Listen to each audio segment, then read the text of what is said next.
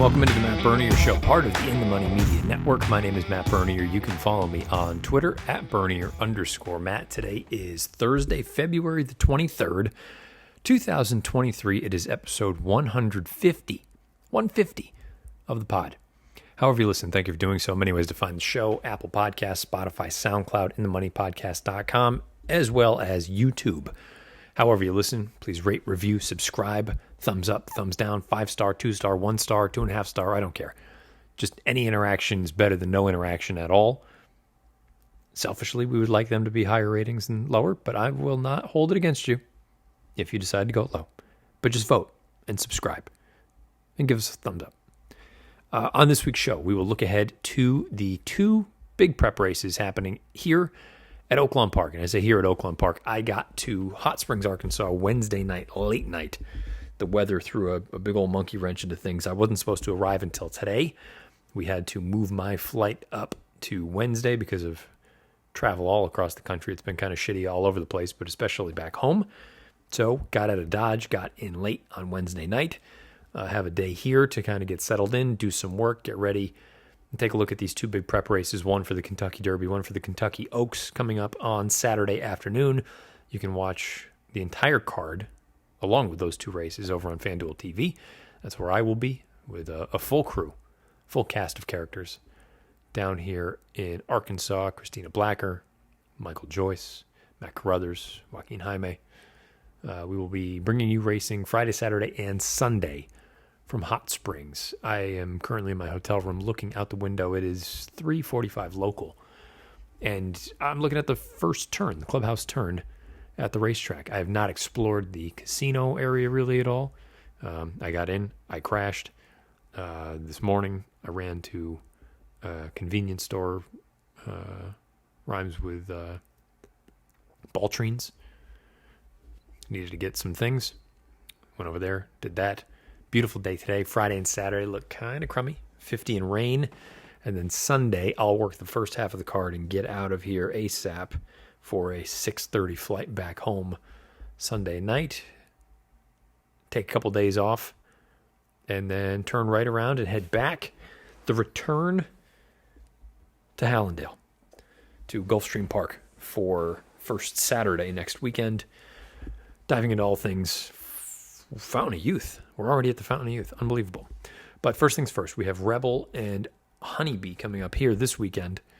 And before we dive into those races, we'll do what we did last weekend with the Risen Star and the Rachel Alexandra, kind of give the rundown of what I think fair odds would be, horses I like, horses I don't like. We'll take the field right in post position order. Let's reflect quickly back on last week. We'll start with the boys. I was very high on Tappett's Conquest. And to be fair, I have watched the replay maybe one time to this point. The pace, I didn't think there was really any excuse for him not to finish better than he did. Angel of Empire was much better. But the pace was a factor. I had said in the pre-race leading in, I thought it would be fast, but not supersonic fast. It'd be fast enough that everyone had a chance. And maybe it actually was closer to supersonic, but I don't really buy that. I think it was just a fast, genuine pace. They went hard early. The horses that were forward paid the price.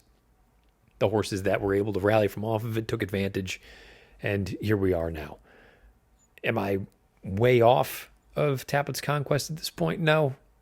You know, when you take a look at the figures that were earned in that race, Angel of Empire, an 89. He's got that nice upward trajectory. Sun Thunder comes back, runs a good race with an 89 buyer, 2 fills.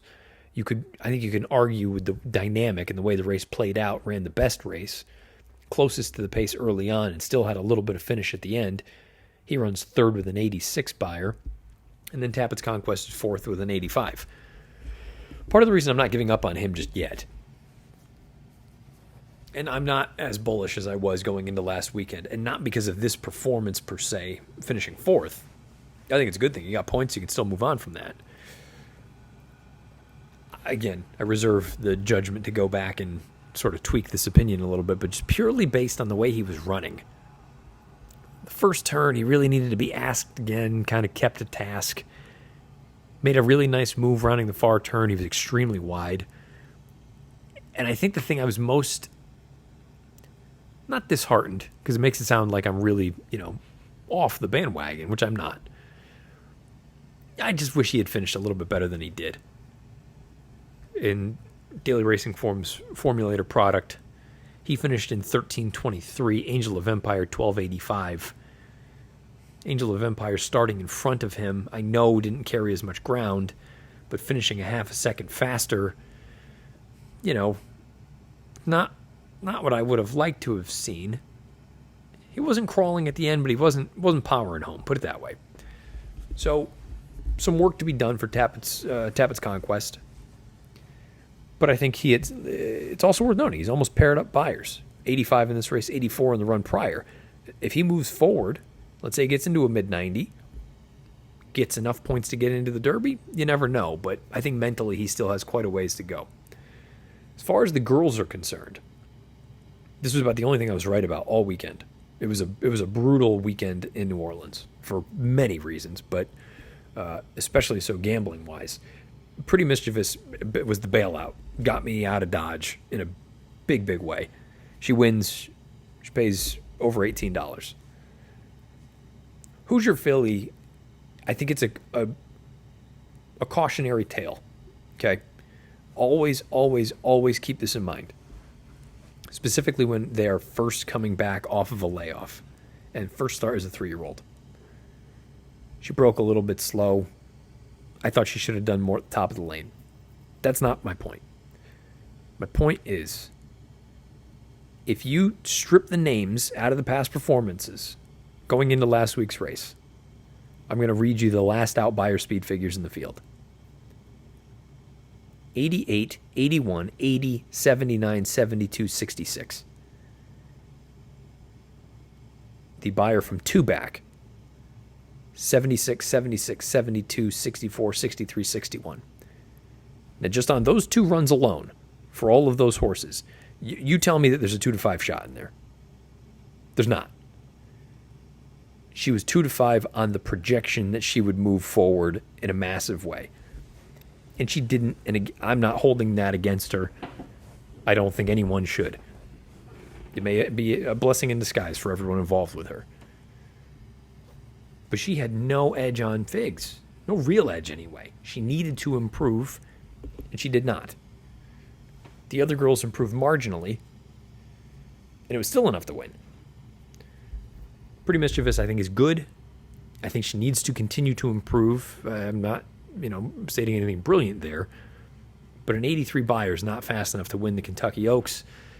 Let's assume she improves in the Fairgrounds Oaks.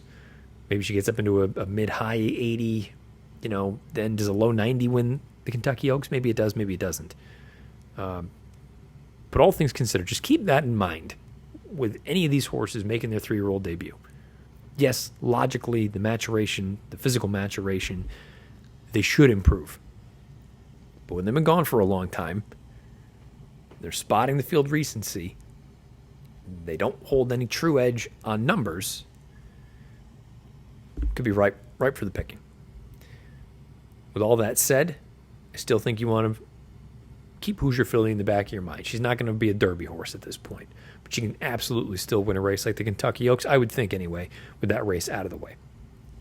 Let me know what your thoughts are about those 2 races from the Fairgrounds last weekend. Now, let's shift our attention to the 2 races happening here, locally. Oaklawn Park on Saturday afternoon. We'll begin with the Honeybee, and then we'll roll in to the Rebel. This is very funny. As I was going through looking at the Honeybee and making my fair odds line, my value line, I was listening to the Players Pod with PTF and Nick Tamaro, and I burst out laughing when Nick brought up his point of basically what I said in the open. He said on the most recent pod about Hoosier Philly, about if you just look at the figs that the girls had earned leading into that race last Saturday, in what world is that a 2-5 shot? Neither here nor there. If you are curious about that or anything else the fellas had to talk about on the Players Pod, you can find it on all the podcast feeds, including YouTube. Let's talk about the Honeybee Grade 3 event, race number 10 on Saturday here at Oaklawn. 3-year-old fillies, a mile and a 16th on the only track here at Oaklawn, the dirt track. I think the most compelling part of this race to me is that there is no standout. And if there is a standout, I could be wrong. Been wrong a lot before. I'll be wrong again, as have all of you. I think the standout may be a horse that is under the radar. Right in post position order. We'll start with that horse. Effortlessly Elegant for Norm Cassie. Broke the maiden last time out. 74 Beyer speed figure. First start as a 3-year-old. First start off a lengthy layoff. Caught a wet track. Wins by almost 5 lengths. Visually, I thought was fantastic. That's not even the race that I'm really intrigued by. I like to see speed. I like to see the way that she finished that day, the whole 9. The career debut was genuinely an impossible trip. My entire note.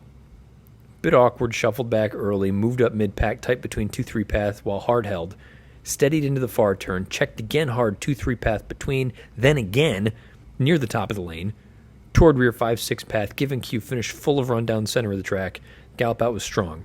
Spark note, miserable trip, horse can run. She comes back on January the 29th. She scooted clear quickly going into the far turn, rolled on a loose lead. I just thought it was a really, really impressive effort, all things considered. The distance I don't think is going to be a problem. I think if she gets 2 turns, that's really the only question. It's not a matter of is a mile and a 16th going to be the thing that gets her beat. It's can she handle 2? I don't see any reason why she couldn't. And I'm not afraid of her being a need-to-lead type based on that career debut.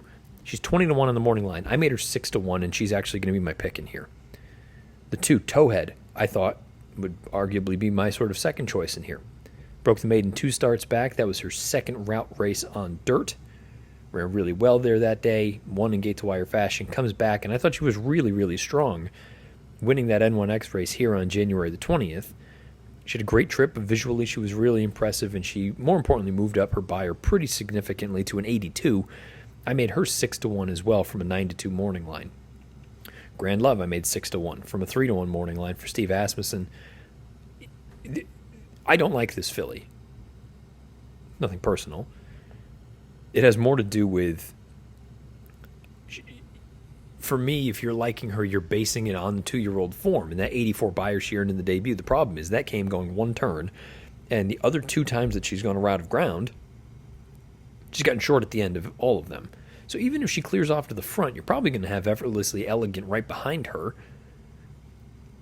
And I just don't love Grand Love's chances of getting the distance. But the reason I'm at least giving her the respect of 6-1, which is roughly 14% win odds, is because those numbers as 2-year-olds, or those 2-year-old numbers, I should say, are arguably as good, if not better, than what these other girls have earned as 3-year-olds so far. So on the chance that she does get back to those numbers, she's a major player in this race. I don't like her. I would be against her in this spot. I won't use her in multi-race bets. But I think 6-1 in my eyes is a fair estimation of her chances of winning. Gambling Girl, I made her 10-1 for Pletcher and Rad Ortiz Jr. coming in from New York. Comes out of the Busanda. Ran fine enough in that spot, but she's not particularly fast. I don't think the distance will be a problem, but I'm not sure that she's good enough, and I think she might get a little bit of play purely on the connections. Condensation, I made her 13-1 from a 12-1 morning line for Chris Hartman. Won last out in gate-to-wire fashion. You take a look at the other victories in this one's career. She's been close to the pace throughout. My question is, how far does she really want to go? They stretched her out in that run last time out. She ran well, yes, but she got a little drifty toward the end of the run, and I'm not totally convinced that against better horses she can get away with that. The 6, Take Charge Brianna, goes out for Wayne Lucas, 20-1 on the morning line. I made her 50-1. Simply put, I think if she wins, more an indictment on this field than anything else. You go through, she's run 8 times. Most recent start, she earned a 67 Beyer. In her second lifetime start, she earned a 70 Beyer. She's not gotten any better. She just runs kind of the same race each and every time. She's not for me in here. If she wins, she'll be a big price. Wet Paint, I could see being the favorite in here for Brad Cox and Flavian Pratt. Won the Martha Washington on a wet track. Rallied into slow fractions just purely based on pace figs from Timeform US. Now, the concern with that would be, yes, the pace was on the sluggish side, but the pace fell apart. Anyone that was close to it finished up the track. So, in my eyes, that could be one of those that's a bit of an illusion in the fact that maybe it was a little more taxing than it seems at face value, and I think you always have to factor that in. Also, in her runs 2 and 3 starts back, she nearly paired up Byers 67 and 68, and she moved up to a 77. I wonder if you got the forward move there, and I wonder if she just gets overbet a little bit off of that last running line. She's 7-2 on the line. I made her 6-1. I have 4 fillies in here at 6-1. Those are the lowest prices. I would not be betting any of them at anything less than that. Someone's going to say, or well, maybe most of you that listen by now know where I'm coming from, but some people go, well, you'll never make a bet at that point. Maybe not on this race. If any of those girls are shorter than that, they're toss-outs for me from a win standpoint. If you're playing multis, I guess you can make exceptions. But for me, I think she's going to be an underlay. Defining Purpose, 9-2 morning line. I made her 13-1 for Kenny McPeak. The Martha Washington, she comes out of that wet paint race. She was close to the pace, got a little bit tired at the end. Theoretically, you could make the argument that, again, she was part of that pace that came apart. So shouldn't you upgrade her and potentially downgrade wet paint? I just don't love the progression. Last 4 runs, 71, 70, 79, 72. I don't know that she's getting better. It's part of the rationale for me with Effortlessly Elegant, is that she's already run as fast, if not faster, or close to what most of these other girls have done. And I think there's still plenty of scope for improvement. Some of these other fillies, where's it coming from? I think it would be an unforeseen move forward. So that's why I'm playing against many of them. Boss Lady Bailey is the 9. She's 12-1 on the line. I made her 13-1 for John Ortiz. She ran second to Towhead. I thought she ran well that day. That was first time Lasix. My concern or my thought is, how do you make up the difference between her and Towhead? And if you do so, you also then need to beat everyone else. I think she's got a tall task in front of her. Do you want to dance? Dallas Stewart, first time going out in his barn, coming off of a lengthy layoff. Haven't seen her since December at Remington Park. The runs 2 and 3 starts back are solid enough for 2-year-olds. I'd love to know what happened in the trapeze, where she just completely dropped anchor. I made her 30-1 from the 20-1 line. I suppose you could look at her as a bit of a wild card in here. Olivia Twist, I don't know why she stopped as badly as she did when the real running began in the Martha Washington, but she did. But going back to what I just mentioned, it seems like there is a scenario in which, maybe it was actually not as bad as it seems, despite the fact that the pace on paper was slow. I think it is also worth noting that was the first time she's run without Lasix, and she stopped badly. She will not get Lasix here, as this is a 3-year-old points race. That would be a concern for me. I made her 20-1. And on the outside, Taxed for Randy Morrison, Rafael Bejarano. I think she won the battle and lost the war, getting run down by wet paint. She's been big prices in each of the last 2 races. I think she's good. The concern is, to this point, the only victory has come in gate-to-wire fashion. I don't envision a scenario in which she makes the front here in this race, and for that reason, I am out. I made her 25-1 from a 15-1 morning line. The Oaklawn Park Race 10 on Saturday is the Honeybee, a Grade 3 event. The 3-year-old fillies, Oaks points on the line. I'm going with the inside runner, the 1, Effortlessly Elegant. She's 20-1 on the morning line. I've made her fair odds 6-1. And the Grade 2 Rebel for the boys, mile and a 16th, main track, the exact same thing as the Honeybee, which I wish more tracks would do. Because this is, I know it's fillies versus boys, but to have 2 races, the exact same configuration, run back to back, you're going to have a genuine sort of comp as far as final time is concerned, assuming nothing bizarre happens with the racetrack or the weather. And I know you use different sets of pars for the sexes to kind of, come to a number, but it is genuinely going to be as close to a 1-to-1 comparison as you'll find. I think Verifying is very good. He's down on the inside. The field he defeated, I think, is even more impressive than maybe what he's done on the racing surface, on the racetrack. Second and third place finishers both come back and win next out. 1 nearly pairs up Byers. We'll talk about Gun Pilot in a moment. 2 Eagles, River comes back and proves the buyer by 8 points, breaking the maiden, winning an N1X. I have a difficult time envisioning Gun Pilot, as much as I like him, making up 5 lengths on Verifying. Now, the fly in the ointment could be the pace scenario, because I think there's going to be some other gas early thrown at this horse, and I don't know what Flo's going to do from the inside. If they send hard, are you going to use, or are you going to be content taking up kind of that pocket trip and trying to work something out from there? I think he's good. I've made my feelings about Justify very clear. I'm always a little skeptical. I know it's early, but I don't know how far they're going to want to go. He may be an exception. I think he probably gets more of that on the bottom. This is, I believe, Midnight Bisou's little sister, or little brother, rather. I made him 3-1. He's 2-1 on the morning line. I have a feeling he goes off closer to 6-5, 7-5. That's just a guess on Thursday afternoon. The 2 is Powerful for Steve Asmussen. First start as a 3-year-old. Did some good things as a 2-year-old. Against a field like this, off a lengthy layoff, gone for a few months. A number of questions that need to be answered. I made him 25-1 from the 20-1 morning line. Red Route 1, another Asmussen runner. I don't know what to make of this horse, other than I think there's something here. To me, he's very green still. You see, he changes leads constantly, and he's run into some bizarre trips. He had a trip 2 back in the Kentucky Jockey Club, the Southwest most recently. He's the only one making up ground late. The minute he feels the stick on the outside, he hops to his left lead, but he runs on well. I don't know if Saturday's the day, but I think there is a race for this horse. He needs to continue to improve. He has a little bit of Tappett's Conquest in him. Going back to the top of the show, the idea of, I think there is talent. The mind is not there yet. Now, if this pace is genuinely hot, Red Route 1 probably has every opportunity to come and get at least a minor award, if not the whole thing. I made him 9-1 from a 10-1 line. Gun Pilot. And by the way, I am debating picking Red Route 1. I will not have a solidified answer here.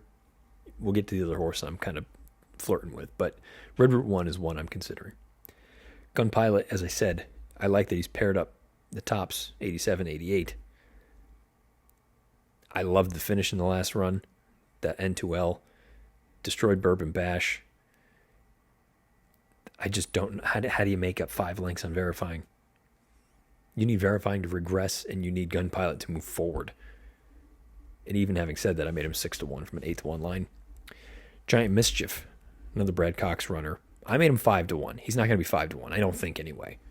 He's 5-2 on the morning line. Irad Ortiz Jr. has the mount. The run in the Springboard Mile at at Remington in December last year, to break as badly as the horse did, and to make him move on the far turn, just driving around horses. It looked like a car, just driving around animals. Made up 5 lengths in the blink of an eye. And no, he didn't finish the deal off. But the horse that won, the local horse, had a much better trip up the inside. And I think he's a pretty talented horse in his own right. But that was a really encouraging effort from this horse. Now, when I look at the pedigree, Into Mischief, fine, do whatever. I'm never going to believe the Vertical Oak until proven otherwise. I know Giant Oak is the sire, but Vertical Oak was speed, short. I want to see this horse come back before I go fully buying in at a route of ground. I'll be very curious to see how he runs on Saturday. I won't be picking him, but he's arguably the most intriguing horse in the entire race. Reincarnate, first time for Tim Yachteen from the Bob Baffert barn. Won the Sham. Newgate comes back. The horse he defeated by a neck. Wins next out, one of those stakes races. Improves to a 100 buyer. Reincarnate was on the best part of the racetrack. It's Santa Anita. It's speed. That's where you want to be going 2 turns. He's done nothing wrong in 5 starts, but I don't love him. He can win, but I'm against him here. He's 7-2 on the line. I made him 9-1. And I know that's not going to happen, but that's my opinion of his chances of winning. I think he wins this race 10% of the time. Confidence Game made him 20-1 for Keith DeSormo. He's an interesting horse, too, because he's run really, really gutsy races on a few different occasions. The problem, or my problem with him, is the 2 wins have come in gate-to-wire fashion. I'm not sure that he makes the front in this spot, and even if he does, I think he probably wins the battle, loses the war sort of thing. But maybe you can use him underneath. He's only been off the board once in 6 lifetime starts, and he's been prices almost every time. Talladega, 99-1. No disrespect. He's just, if he wins or does anything meaningful here, I will lose. Event Detail. is the other horse for me, for Paulo Lobo. 30-1 on the morning line. I made him 10-1. I don't know if he can dirt. I'm not going to hold the first race against him.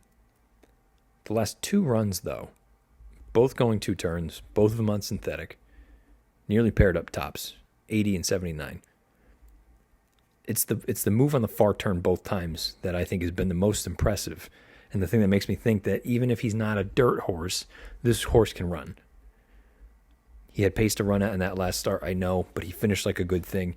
2 starts back, more importantly, he made up a significant amount of ground and just couldn't get to a loose on the lead type, who I believe was a Brad Cox runner.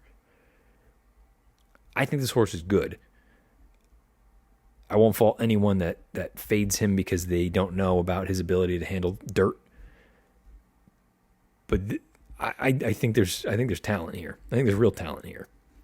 So Event Detail or Red Route 1, those are the 2 that I'm most interested in. Both of them on the same kind of premise. I think they're improving. I think they're going to get pace to run out here on Saturday. 2 turns is not an issue for either of them. And they're both going to be prices, especially with the Cox duo in here. Bourbon Bash made him 25-1 from a 20-1 morning line. Nice horse. No match for Gun Pilot. He was no match for Frosted Departure. He finished behind Powerful. He finished behind Red Route 1. I just don't see him turning the tables on all of these runners. And Frosted Departure, I've never really been a huge fan of. I think he's a fine horse, and just a fine horse at that. I think he's going to have a hard time against most of these runners in here. I made him 50-1 from the far outside. So, again, I'm torn. Still have a little bit of time before I have to lock into a pick.